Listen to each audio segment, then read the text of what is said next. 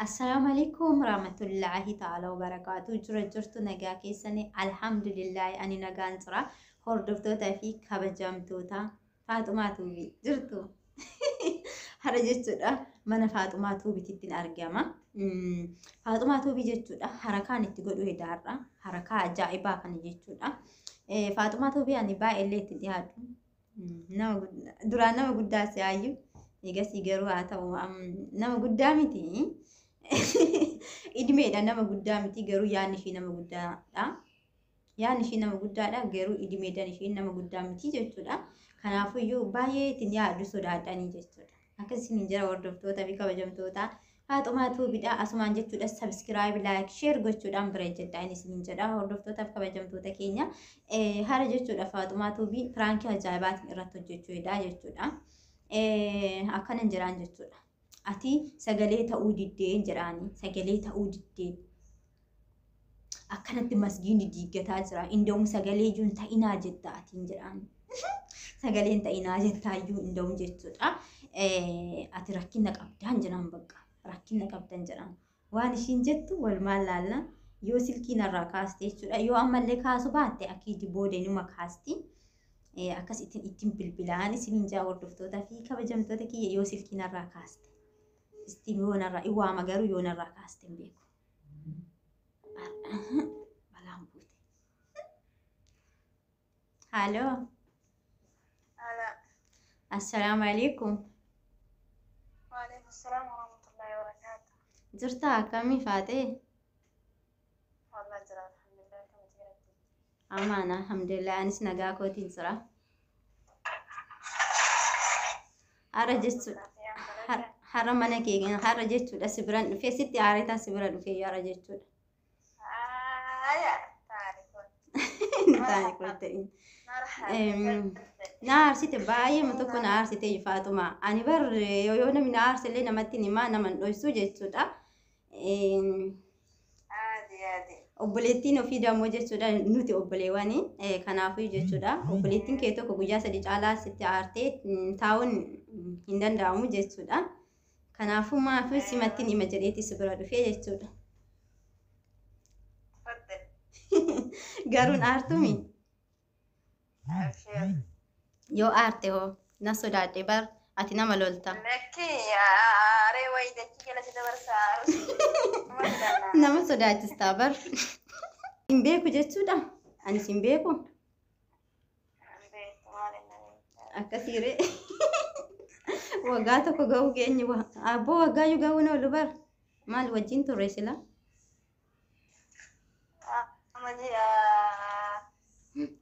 Ji'a mashangeeyne si wajjina laakin ijoollee kama amma jee torba moo gara saddeetti deemna waliin. Hin beeku kaa ingidii jechuudha garuu haa ta'u hanga ammaatitti garuu ani keessa hin beeku gubbaa malee si waliin illee naasa waan ta'eef. Garuu har'a na aarsiteetu bas bira dhufee jechuudha. Kokkolfaatuma nama taasaa kaanii yoo naarillee nan kolfaa yoo gizee hundaa bakka numa kolfaa jechuudha. Akkas firii ta'e yeroo hundaa. Akkasiin jedha faatee koo qo'afachati jechuudha.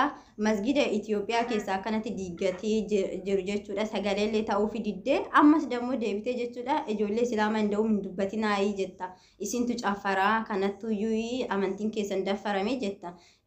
Caffaruu fi jechuudha kan caffaru tokko irratti ijoollee naa caffartu si galee garuu jechuudha caffaruu fi amantii maaltu walitti fide ati akkamitti akkana jettaayyuu.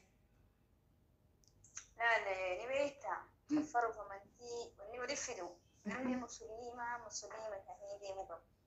Ati musliima taanaan musliima taatee takka namni keenya ani serious jechuudha. Atama prank kana gochuu deemta si beeka. No pranking miti pranking kan maatiin prank kolfannaa naasoo kana pranking. La pranking miti no pranking miti andugumaan waanuma garaa kee keessa jirutti gaafadhu. Prank yaa si beeka. Haa ta'u si beeka prank si beeka laafee isuma dhugaadha. Eenyu birattis. Asuma namni wantoota hordoftoonni keessas. No wallahi jechuudha wallahi siin jira dhaggeeffadhu wallahi jechuudha waanuma garaa kee keessa jiru si gaafadhe ani prankiidhaaf illee ta'u jechuudha prankis ta'u garuu waan garaa kee keessa jiru si gaafadhe. Siif mana dhaggeeffadhu maali jennaani ijoolleen teenya gizee irrachan deemina irratti haraam jedhanii jedhan sheeka gabbaaftee mataa gara gattee ati qaalaa ati maaloo ati wanni jedha isaan jedhanii hin irrachin hin jirtu. Ani yoo xiqqaate waggaa 6 ol feesbuukii kanarratti yoo xiqqaate jechuudha. Akka feesbuukii fayyadamuu eegale jechuudha. Achi oliyyuu gara waggaa 8 jaras ni dhufa. Laakiin feesbuukiin kiyya badaa qubataa waan jedha. Haga itti qabee fayyadamuu eegalee waggaa 6 akkas waggaa 7 maali jennaan wanni agarsiisu gisee hunda sheekota eenyutarras ijoolleen musliimaati ijoollee teenya kan musliimaati torrabsitee gosti teenya irrachi haraama hin deebinaa yoo jedhan isin maalidhaa isin Oromoo miti Oromoo diidanii Oromoo diiguu jechuun akkasii miti maal jennaan amantiin akka amantii taate wanni Oromummaa waliin nama fidu wanni biraa yoo taate marii yoo taate yaada biraa yoo Oromummaa waliin dhufan yoo taate akkasii waliin dhufanii yoo jedha taate yoo du'a taate yoo yaani dalagata waliin dalagachuu taate akkasii waliin dhufan jechuudha akka Oromummaa yoo galtee biraa taate akka Oromoo sabaatu waliin dhaabbatu yoo jiraatu ta'e akkasii Oromummaa waliin deeman immoo amantiin kophaatti. Ka itti amanes ko ta warri waaqeffataatu barre warri amma namni musliimaa namni garii warri akkas waliigatti fakkaatu ijoollee ta'ina irrachi aadaa malee amantii miti jedhan irrachi amantii keessa Oromoon akka duranitti beekutti amantii 3 qabdi kiristaana islaamaa fi waaqeffataadha. Amantii kanan beekan sirriidha. Kaarageen ammoo aadaa godhanii waan hin taane gaafa sheetonni afoo dhaabbatanii wanti haraamaa ijoollee dhaabbadhaa yoo jedhan diqaalummaa namaa kennanii Oromummaa namarraa fuudhanii Shee Alii Sufiyaaniin maali jedhaniin yaa rabbi maqaan isaan jedhan takka ani nabadde wallaahi Alii baasanii namni ija isaanii arratanii haadha Shee Anwar hundi isaanii jechuu sheekutti kenni namni keessa ture.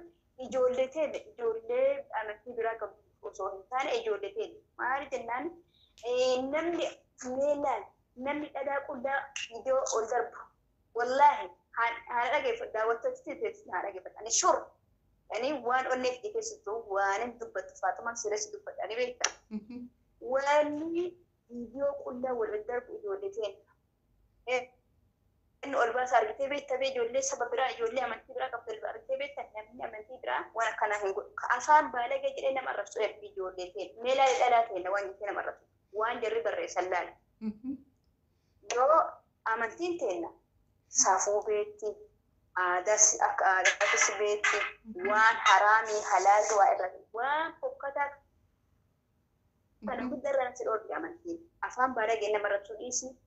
Jecha hamtuu namatti deebisuu irraa si dhoorgiti. Jecha baalagee irraa si dhoorgiti. Uffata baalagee irraa si dhoorgiti. Deemsa baalagee irraa si dhoorgiti. Bakka hamtuu dhaabbatu irraa si dhoorgiti. Kana hundarraa ati gaafa gabaabbattee bakka hamtuu hundarraa waan wasaka hundarraa ati qulqulluuftee uftaatee yoo jiraatte jedhe akkasii namni kabajaa si kenna jechuudha namni amantii biraati. Namni gaafa amantii biraatiin akkas jette amantii ta'e kabajjee jette amantii namaallee beektee kabajje. Yoo gosa maatii Isi amantii maatii kan kee yoo mana keessatti kabajaa qabaatteef maatii kan kee mana keessa yoo kabajjite maatii namaallee kabajji maatii ollaa keellee kabajjite jechuudha. Kanaaf wanni an jedhu ijoolleen teenya jalqaba eessa jiranii wanni isaan osoo akka godhatan ijoollee teenya miti achi garagala itti dhala eegee qullada. Ishi tikkiin no sirriidha garuu kuni faate. Kuni garuu waa'ee amantiitiin maaltu waa'ee masgiidaatiin maaltu walitti fidere fakkeenyaaf. Ati musliima taatee bakka wasafarraa yoo qulqulloofte waan baalagee irraa yoo qulqulloofte jette dura gisee waa'ee amantii namni dubbatu dura shokkonni dubbatu maaliif arrabsan. Anamma ammallee barri waa'ee masgiida namni maaf dubbatanii hin jenne barri maaf nama arrabsan. Amma waa'ee amantii biraa maaf tuqan. Immoo amantii keenya dubbachuun sirrii. Nama komachuu maaltu komachuu fedhe maaf eebaluun bitee biraa waliin dhaabbannee waliin adii uffanna jennee waliin malkaa dhannee maafni waliin dhaabbachuu dhabe.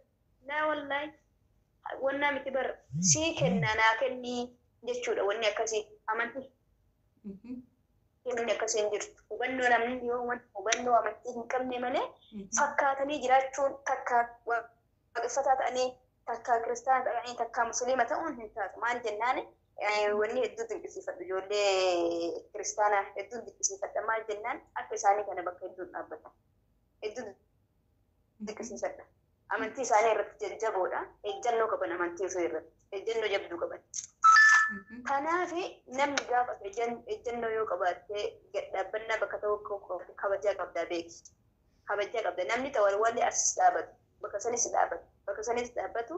Wal xiqqeessaa waliigaltee qabu hatta biraa isheetanii kennaa miidiyaa irraa walitti duulan. Wal qeequu wal xiqqeessuu. Gaafati waliigaltee qabatu musliimni waliigaltee qabaatee wanti hundi mootummaanis uffatee namni hundi akkana ittiin taphatu. Kanaaf jalqaba nuti of ta'uu qabachuu, of beekuu, of baruu, waan biraa komachuu. Maal irraa kaatu jechuudha. Kanaaf jedhaani wanni akkas jedhuuf. Sirriidha garuu haa ta'u rabbiin kadhatuudha. Ani amma jechuudha rabbiin kadhachuudha.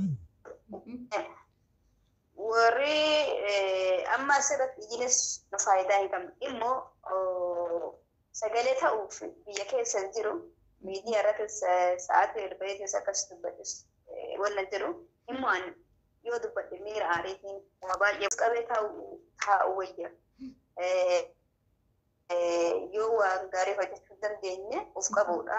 Arraba keessan tiffadhaa jedhe rasuulli keenya sallallahu alaihi wasallam arraba ofii kana tiffachuun irra bareeduudha. Ansaniifis of qabe akkasiin jedha waan ofiitiyyaa malee quuqama amantii yookiin gubachuun masjiida gammachiisee mitiiti. Akkasiin ijoollee teenyaa immoo an aariitti qaba namanni kenna. Gizee namni waa dubbatuyyuu gizee namni waa dubbatuyyuu akka gizee hedduu ana kana akka waan amantii biraa jibbutu ijoollee kenna godhaa akka waan ani amantii biraa jibba amantii biraa gabuutti yoo an warra barumsa hin qabne kaa'ina warri barumsa hin qabne fakkeenya gizee hundaa waa dubbadhu beektaa. Barumsa hin qaban kaa fakkeenyaaf ati wanti haasoftu wanta amantiin ajajju haasofta isaan sun immoo wanta amantiin ajajju san jechuudha isaan achi hin jirani hin baranne yoo ati dubbattu barii waan ati sharriidhaaf dubbattu itti fakkaataa jechuudha waan barumsa hin qabneef waan nam barumsi sirriitti nama barbaachisaanii baratuudha warra barumsa hin qabnetu jechuudha. Akkasii gaariitiyyaa ani immoo namni beektaa gaafa yoo jalqabas barnoota hin qabne biyya kanarras waa baay'ee arganii waa baay'ee baratanii yoo aqilee qabaatan jechuudha. Akkasii bakka hamtuu tanarra ooluu amma teekinooloojiin ture zuum jira, telegiraama jira, waatsaappii jira, iimo jira. Ana hunda barataa reegaan baratanii eebbifamu jiran ijoolleen jechuudha.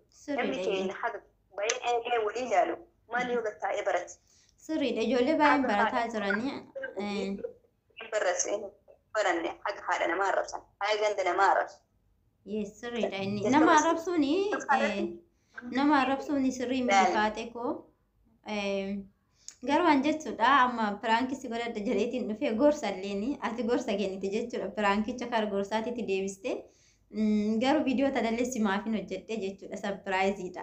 Yaa wallahi sima hojjedhe maqaa keetis ani wannaan taane wallahi la maqaa keetis hojjedhe taane gaafa biraa naa hojjette laala gaafa biraa naa hojjetta ammoo diggana saatiyyuu asnaan dhiyaanne gaafa moonii ta'e naa hojjetta keessumarra gadhiifadhu.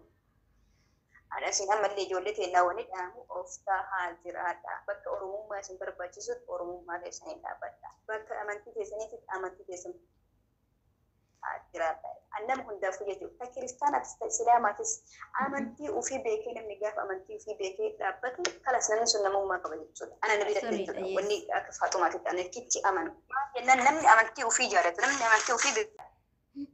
Wanni isarraa baratanis hin jiru xiqqeeffamallee. Namni isa xiqqeessa malee bakka isaan hin kennu jechuudha. Amma wallahi dhugumatti osoo musliimni walii galtee qabu taateeti mootummaan akkanatti uffatee irratti ittiin taphatu jechuudha.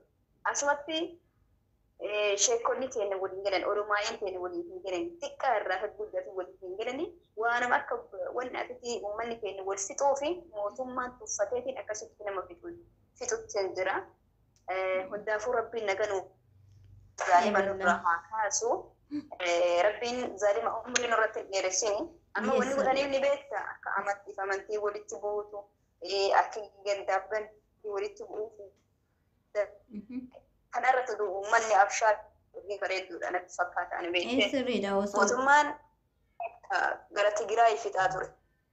Deebi'ee achii Wallagga fixuu ture. Mootummaa Oromooti kana godhuu ture. Maqaan isaanii Oromoodha dhayattee deemte. Ammas wanni amantii walitti buusaniif ammas Islaamaaf Kiristaanas waliin naqanii kana irratti jechuudha. Gandaaf gandas waliin naqanii achitti kana keessaa fata jedheetiin uummata ficcisiisaa umrii ofii dheereffataa jechuudha. Uummanni keenya kanarratti odoo dammaqee ani waan bareedduudha. Ijoolleen teenya of ilaalanii anarraa kaasee jechuudha. Maal keessa jirraa haala amantii irratti hedduu takka wallahi ishee minda haala amantii dhiisii akkuma aadaatti safuu. Galatoomi kaa hordoftoota kiyya kanatti nagaatti naa dhaami kaa. Hordoftoota sanyii mootii intala keessan bareedduu tanaa sheer laayik gochuudhaan jajjabeessaa beeksisa irraan dabarsinaa fi jajjabeessaa viidiyoo isiitis daawwadhaa fi galatoomi kaa. wal wajji ta'a. Oromummaan jettanii afaaniin miti hojiidhaan walitti agarsiisa. Oromummaa jedhaa namni keenya gizee hundaa ni beekta. Gizee kaanii afaan malee ni sobanii gizee bakka dalagaa yookiin waliif waa godhuu sanitti bakka sanii jiranii wal jajjabeessaa Oromummaan afaaniin hin jirtu. Wal jajjabeessaa Oromummaa san hojii walitti bakka akka caala. Neetwoorkiin kee kukkutaa jira. Akkasii neetwoorkiin kee kukkututti amma nagaama. Amma nagaama. Akkasii wal jajjabeessaa sheer laayik gochuuf hin dagatinaayi. Asumaan jajjabeessaa isin viidiyoo ishiidha. Hordoftoota kabajamtoota kiyyaa akkasii kinoo. Nama hunda ijoollee hundaayyuu jechuudha. Nama hundaayyuu biraan wal jajjabeessaa yoo argitan maal gatii nama gaafachiisu kan kafaltiin qabu. Sirriidha yes.